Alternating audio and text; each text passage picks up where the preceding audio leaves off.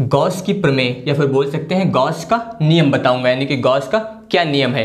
तो यहाँ पर जो गॉस लिखा है, गॉस ये वैज्ञानिक का नाम है। तो गॉस जो वैज्ञानिक थे, उन्होंने यहाँ पर किसी पृष्ठ से गुजरने वाले वैद्युत फ्लक्स यानी कि फाई ई, इसके अलावा उस पृष्ठ से परिबद्ध जो आवेश होता है, इन दोनों के बीच में एक संबंध स्थापित किया था।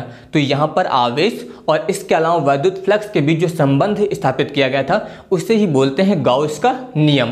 तो यहाँ पर गॉस का नियम या फिर गॉस की प्रमेय। तो यहाँ पर ध्यान दीजिए, सबसे पहले लिखा गया है कथन, यानी कि गॉस का नियम जो है उसका कथन क्या है।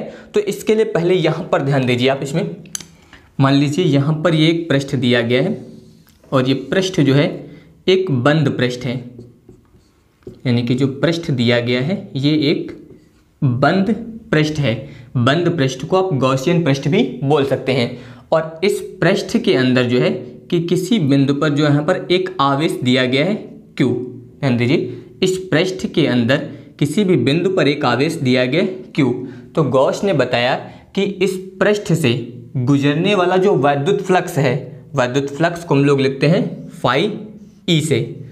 तो गॉस ने बताया कि किसी भी बंद पृष्ठ से गुजरने वाला जो वैद्युत फ्लक्स होता है, वो उस पृष्ठ से परिबद्ध, यानी कि जो उस पृष्ठ के अंदर उपस्थित आवेश होता है यानी कि Q, उस आवेश का 1/ε0 गुना होता है। ये वैज्ञानिक गॉस ने बताया था। गॉस ने बताया कि किसी पृष्ठ से यानी कि किसी बंद पृष्ठ से गुजरने वाला जो वैद्युत फ्लक्स है, उस पृष्ठ पर परिबद्ध जो कुल आवेश होगा, उस कुल आवेश का 1/ε0 गुना होता है। इसे ही हम लोग बोलते हैं गॉस की प्रमेय। तो यहाँ पर ध्यान दीजिए, ये आवेश है और ये वैद्युत फ्लक्स है। तो आवेश और इसके अलावा जो वैद्युत फ्लक्स है, इन दोनों के बीच में जो संबंध दर्शाता है, यही कहलाता है गॉस का नियम। तो अब यहाँ पर ध्यान दीजिए, इससे आप इस प्रकार से भी लिख सकते हैं, यानी कि इससे आप लिखना चाहे तो लिख सकते हैं फाई ई बराबर Q बट्टे ε0, यानी कि पृष्ठ पर जो आवेश दिया गया था, वो आवेश जो होता है 1/ε0 गुना होता है। इसका मान किसके बराबर होगा? वैद्युत फ्लक्स के बराबर होगा। तो यही क्या कहलाता है? गॉस का नियम। फिर से ध्यान दीजिए, आप बताएंगे कि किसी बंद पृष्ठ, यानी कि किसी बंद पृष्ठ या फिर बता सकते हैं गॉसियन पृष्ठ। तो किसी गॉसियन पृष्ठ से गुजरने वाला जो वैद्युत फ्लक्स है, वो उस पृष्ठ द्वारा परिबद्ध जो कुल आवेश होता है, उस कुल आवेश का 1/ε0 गुना होता है। इसे ही हम लोग बोलते हैं गॉस का नियम। तो वही यहाँ पर ध्यान दीजिए, गॉस के नियम का जो कथन है वही यहाँ पे लिखा गया है कि किसी बंद पृष्ठ यानी कि गॉसियन पृष्ठ से गुजरने वाला वैद्युत फ्लक्स उस पृष्ठ द्वारा परिबद्ध कुल आवेश यानी कि Q का 1/ε0 गुना होता है। इसे हम लोग गॉस की प्रमेय कहते हैं। अब इसके लिए ध्यान दीजिए, यहाँ पर मान लीजिए ये जो आपको दिया गया है बंद पृष्ठ, इसके अंदर आवेश कितने हैं? Q। लेकिन अगर मान लीजिए कोई ऐसा पृष्ठ दिया गया, जैसे कि मान लीजिए, ध्यान दीजिए, यहाँ पर ये एक आपको बंद पृष्ठ यानी कि गॉसियन पृष्ठ दिया गया है और इस पृष्ठ के अंदर उपस्थित जो आवेश है यहाँ पर है Q1, इसके अलावा Q2, इसके अलावा Q3, इसी प्रकार यहाँ पर दिया गया है Q4, इसी प्रकार इसके अंदर Qn यानी कि n आवेश यहाँ पर दिए गए हैं। तो इसके अंदर अगर इस प्रकार से आवेश दिए गए हैं और वहाँ पर वैद्युत फ्लक्स ज्ञात करना है, तो ध्यान दीजिए आप इस प्रकार से लिखेंगे फाई ई बराबर, ध्यान दीजिए जहाँ पर हम लोगों ने लिखा था Q, इसकी जगह पे अब आपको प्रयोग करना है Q1 plus Q2 plus Q3 plus आगे डॉट डॉट कर दीजिए Qn, यानी कि जितने आवेश होंगे सभी को जोड़ना है और उन सभी का योग जो है यानी कि कुल आवेश जो होगा वो 1/ε0 गुना होगा वैद्युत फ्लक्स के। तो यहाँ पर अब आपको ध्यान देना है इस आवेश में, यानी कि यहाँ पर Q आवेश दिया गया तो यहाँ पर लिखा गया था Q बटे ε0। लेकिन अगर एक से अधिक आवेश दिए गए तो उन सभी का जितना योग होगा, क्योंकि यहाँ पर ध्यान दीजिए लिखा है परिबद्ध कुल आवेश या फिर कह सकते हैं नेट आवेश, तो जितने भी उस बंद पृष्ठ के अंदर आवेश दिए गए होंगे उन सभी का योग करना है आपको। तो यहाँ पर आप इस प्रकार से भी लिख सकते हैं और चाहे तो आप इससे ऐसा लिख दीजिए, यहाँ पर ध्यान दीजिए आवेशों का योग दिया गया है तो इससे आप लिख सकते हैं सिग्मा Q और बटे में हो जाएगा ε0। तो इस प्रकार से भी आप यहाँ पर इस नियम को लिख सकते हैं। तो याद रखिएगा, बंद पृष्ठ के अंदर जितने आवेश होंगे उन सभी का योग यानी कि कुल आवेश आपको यूज करना है इसमें। और इसके अलावा ध्यान दीजिए, इसके पहले वाले वीडियो में आपको वैद्युत फ्लक्स पढ़ाया गया था, जहाँ पर आपको बताया गया था फाई ई बराबर होता है ध्यान दीजिए सूत्र पढ़ाया गया था आपको, सरफेस इंटीग्रेशन सदिश E डॉट dA, ये इसके पहले वाले वीडियो में हम लोग पढ़ चुके हैं। तो यहाँ पर ध्यान दीजिए अगर इस फाई E की जगह पे हम लोग इसका यूज कर दें तो अब ध्यान दीजिए यही सूत्र फिर आप इस प्रकार से भी लिख सकते हैं, यानी कि फाई E के बराबर आपको दिया गया है यहाँ पर सरफेस इंटीग्रेशन सदिश E, इसके बाद dA इतना हुआ इसके बराबर, और बराबर में यहाँ पर हो जाएगा Q बटे एप्सिलॉन नॉट। तो इस प्रकार से भी आप इस नियम को यहाँ पर लिख सकते हैं। तो ये तो यहाँ पर हो गया गॉस का नियम, यानी कि गॉस की प्रमेय का कथन हो गया, और ये यहाँ पर विद्युत फ्लक्स इसके अलावा आवेश के बीच संबंध हो गया। तो यहाँ पर अब इस प्रमेय को जो है आपको सत्यापित करना है, यानी कि इसका यहाँ पर निगमन करना है। और निगमन करने से पहले यहाँ पर आपको एक टॉपिक और ध्यान देना है, यानी कि आपको यहाँ पर ये पता होना चाहिए कि घन कोण किसे कहते हैं, इसके बारे में पहले आप समझ लीजिए, तो यहाँ पर प्रमेय समझने में कोई समस्या नहीं होगी। तो यहाँ पर ध्यान दीजिए इसमें दिया गया है घन कोण। तो घन कोण के लिए पहले यहाँ पर फिगर ध्यान दीजिए, मान लीजिए ये किसी गोली पृष्ठ का एक भाग दिया हुआ है, इस गोली पृष्ठ के भाग द्वारा किसी गोले के केंद्र पर, यानी कि ये मान लीजिए गोले का केंद्र दिया गया है और ये यहाँ पर जो है उस गोले का एक पृष्ठ लिया गया है। तो किसी भी गोली पृष्ठ द्वारा गोले के केंद्र पर जो कोण बनता है, अब ध्यान दीजिए यहाँ पर ये गोली पृष्ठ है और इस पृष्ठ के द्वारा ये कोण बन रहा है यहाँ पर, तो ये जो कोण बनता है इसे ही बोलते हैं घन कोण, और इससे लिखा जाता है ओमेगा से। याद रखिएगा कि किसी गोली पृष्ठ के क्षेत्र द्वारा गोले के केंद्र पर जो कोण अंतरित होता है उससे हम लोग बोलते हैं घन कोण, और उससे प्रदर्शित करते हैं ओमेगा से। यहाँ पर ये दिया गया है आपको ओमेगा। लेकिन ध्यान दीजिए अगर कोई ऐसा पृष्ठ दिया गया जिसका एक छोटा सा हिस्सा लिया गया, या फिर कह सकते हैं आप अल्प क्षेत्र लिया गया है उसका, तो यहाँ पर अगर इसका अल्प क्षेत्र हम लोग मान लेते हैं dA है और इसकी दिशा में इकाई सदिश यहाँ पर n कैप है और इनके बीच का कोण कितना है, थीटा है। तो अगर इतना दिया गया है और अगर ये नहीं दिया गया है तो सीधे घन कोण का सूत्र हम लोग प्रयोग करते हैं, ओमेगा बराबर A बटे आर स्क्वायर, यानी कि फिर वहाँ पर घन कोण इतना यूज करना है, ओमेगा बराबर A बटे आर स्क्वायर। लेकिन अगर वहाँ पर उस पृष्ठ का एक अल्पांश क्षेत्र दिया गया है, इसके अलावा एकांक सदिश के बीच का कोण थीटा दिया गया है, तो वहाँ पर ध्यान दीजिए इस अल्प क्षेत्र द्वारा जो अंतरित घन कोण होगा इसे हम लोग फिर लिखेंगे d ओमेगा से, क्योंकि ये अल्पांश द्वारा अंतरित घन कोण है, तो इसे हम लोग प्रदर्शित करेंगे d ओमेगा से, और इसका सूत्र होता है dA cos थीटा बट्टे आर स्क्वायर। तो ये यहाँ पर जो है घन कोण का सूत्र है। तो ये सूत्र आपको याद रखना है घन कोण का, ये अल्प क्षेत्र द्वारा जो गोले के केंद्र पर कोण अंतरित होता है उसे हम लोग घन कोण कहते हैं, यानी कि यहाँ पर ये अल्प घन कोण दिया गया d ओमेगा, तो ये हो जाएगा dA cos थीटा बटे आर स्क्वायर। ये सूत्र आपको याद रखना है। अब इसके बाद यहाँ पर हम लोग गॉस की प्रमेय का सत्यापन करेंगे। तो अब ध्यान दीजिए अब यहाँ पर हम लोग गॉस प्रमेय की उपपत्ति करेंगे। तो अब ध्यान दीजिए यहाँ पर मान लीजिए यहाँ पर एक गॉसियन पृष्ठ दिया गया है आपको, यानी कि बंद पृष्ठ इस प्रकार से दिया गया है, और इस बंद पृष्ठ के अंदर यहाँ पर एक बिंदु दिया गया है आपको O, और इस बिंदु O पर जो है +Q परिमाण का एक धन आवेश रखा गया है। और ये जो गॉसियन पृष्ठ दिया गया है इसका क्षेत्रफल यहाँ पर हम लोग मान लेते हैं A, और इस गॉसियन पृष्ठ का जो है पहले हम लोग एक अल्प भाग लेंगे। यहाँ पर मान लेते हैं कि एक बिंदु जो है ये P है, और इस बिंदु P के चारों ओर जो है एक अल्प क्षेत्र यानी कि अल्पांश की परिकल्पना कर लेते हैं। यहाँ पर ये अल्प क्षेत्र हो गया dA, इतना हुआ। तो ये अल्प क्षेत्र है, तो इस अल्प क्षेत्र द्वारा बिंदु O पर जो कोण बनेगा, ध्यान दीजिए यहाँ पर इस अल्प क्षेत्र के द्वारा बिंदु O पर ये कोण बनेगा इतना।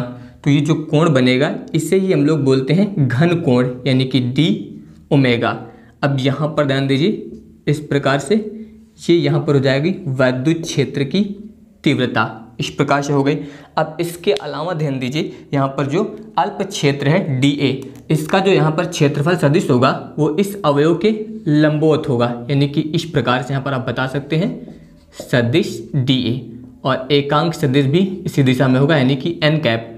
इसके बीच का कोण यहाँ पर हम लोग मान लेते हैं कितना है, थीटा। तो ये कोण मान लिया गया है यहाँ पर थीटा। ये यहाँ पर हो गया बिंदु P, ये यहाँ पर बिंदु O है, और यहाँ पर आवेश है +Q। इस प्रकार से ये इतना हुआ। तो अब ध्यान दीजिए, सबसे पहले तो आप इस फिगर की सहायता से इसमें कुछ पॉइंट लिखेंगे। अब ध्यान दीजिए आपको लिखना किस प्रकार से है, आप इसी फिगर की सहायता से लिखेंगे। तो आप बताएंगे कि माना किसी गॉसियन पृष्ठ के अंदर बिंदु O पर Q परिमाण का कोई धनावेश रखा गया है।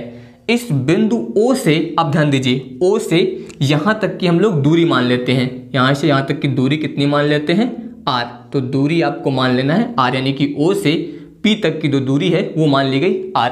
तो उसी के अनुसार आपको लिखना है कि माना किसी गॉसीय पृष्ठ के अंदर बिंदु O पर Q परिमाण का कोई धनावेश रखा गया है और बिंदु O से R दूरी पर स्थित बिंदु P के चारों ओर एक अल्पांश dA की परिकल्पना की गई है।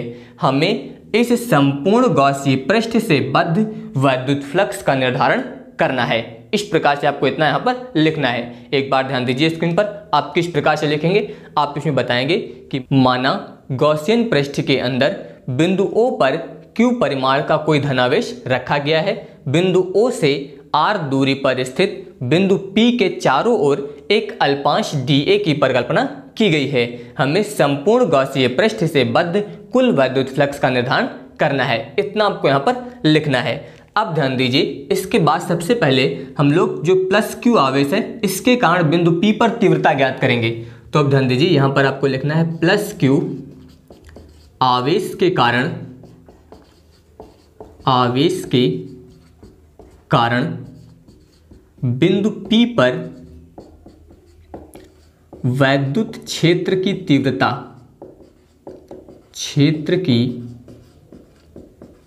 तीव्रता। तो अब ध्यान दीजिए, वैद्युत क्षेत्र की तीव्रता का जब सूत्र प्रयोग करेंगे तो सूत्र होगा E बराबर 1/4 पाई एप्सिलॉन नॉट, इतना होगा। इसके बाद Q बटे R स्क्वायर, ये इतना हो जाएगा। तो ये वैद्युत क्षेत्र की तीव्रता का सूत्र हो जाएगा प्लस Q आवेश के कारण R स्क्वायर, क्योंकि O से लेके P तक की दूरी कितनी है R, इसलिए यहाँ पर R हो जाएगा। तो ये इतना हुआ। इससे आप चाहे तो यहाँ पर मान लीजिए समीकरण नंबर 1 इतना हो गया। अब इसके बाद ध्यान दीजिए, यहाँ पर जो ये अल्पांश dA है इसके द्वारा अंतरित घनकोण कितना है, d ओमेगा। तो यहाँ पर हम लोग घनकोण लिखेंगे। तो यहाँ पर आप लिख सकते हैं, अब अल्पांश, यहाँ पर आपको लिखना है, अब अल्पांश dA द्वारा बिंदु O पर अंतरित घनकोण। तो अब यहां पर ध्यान दीजिए, इस अल्पांश dA द्वारा बिंदु O पर जो अंतरित घनकोण है इसे हम लोग लिखेंगे d ओमेगा से, और इसका सूत्र हो जाएगा dA cos थीटा बटे R स्क्वायर। यहाँ पर ध्यान दीजिए, ये यहाँ पर जो है घन कोण का सूत्र प्रयोग किया गया और घन कोण के बारे में अभी आपको बताया गया है। तो यहाँ पर ये d ओमेगा बराबर हो गया dA cos थीटा बटे R स्क्वायर। इसको हम लोग मान लेंगे यहाँ पर समीकरण 2। अब इसके बाद यहाँ पर जो अल्पांश dA है इसी से बद्ध हम लोग यहाँ पर अल्प वैद्युत फ्लक्स ज्ञात करेंगे पहले। तो यहाँ पर अब लिखेंगे आप, अब अल्पांश dA से बद्ध अल्प वैद्युत फ्लक्स। तो अब ध्यान दीजिए, अल्प वैद्युत फ्लक्स को लिखेंगे d फाई ई से, इतना होगा।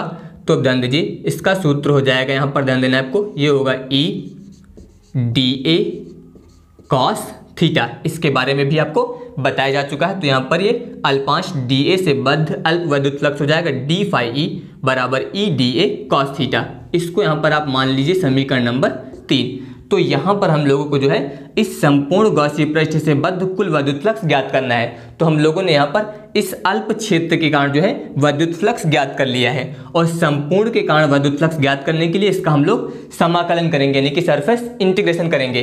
तो यहाँ पर आपको लिखना है अतः, यहाँ पर आपको लिखना है अतः संपूर्ण गॉसियन पृष्ठ से बद्ध कुल वैद्युत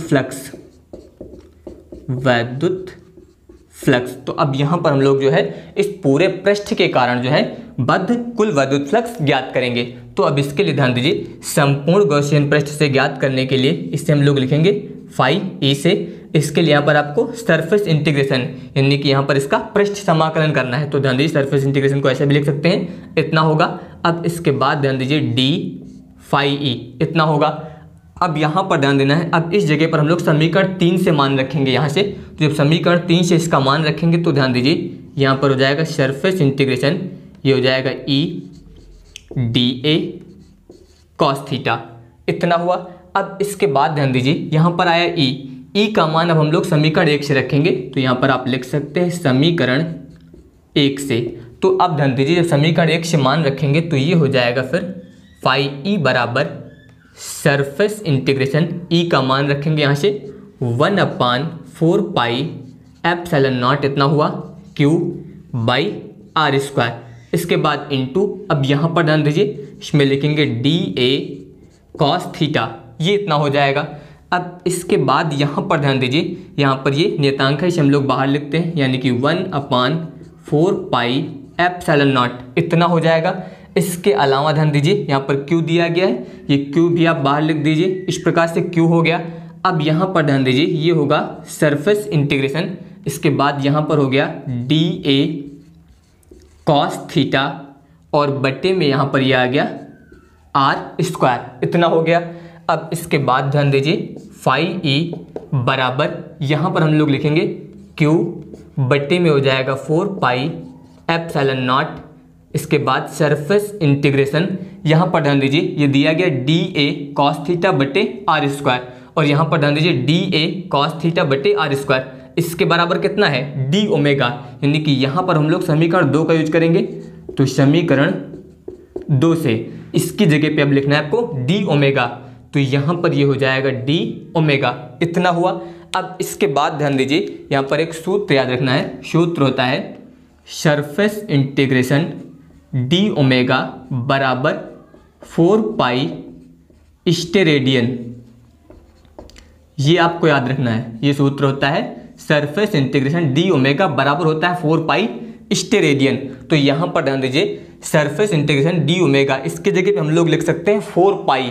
तो अब ध्यान दीजिए ये यहाँ पर होगा क्यू बट्टे में हो जाएगा 4 पाई एप्सिलॉन नॉट, इसकी जगह पे लिखा जाएगा 4 पाई। तो अब इसमें ध्यान दीजिए यहाँ पर 4 पाई से 4 पाई जो है कैंसिल हो जाएगा। तो जब 4 पाई से 4 पाई कैंसिल होगा तो यहाँ पर बचेगा क्यू और बट्टे में आएगा एप्सिलॉन नॉट। तो अब ध्यान दीजिए यहाँ पर ये आ गया फाई ई, इससे आप लिख सकते हैं फाई ई बराबर क्यू बटे एप्सिलॉन नॉट और यही गॉस की प्रमेय है।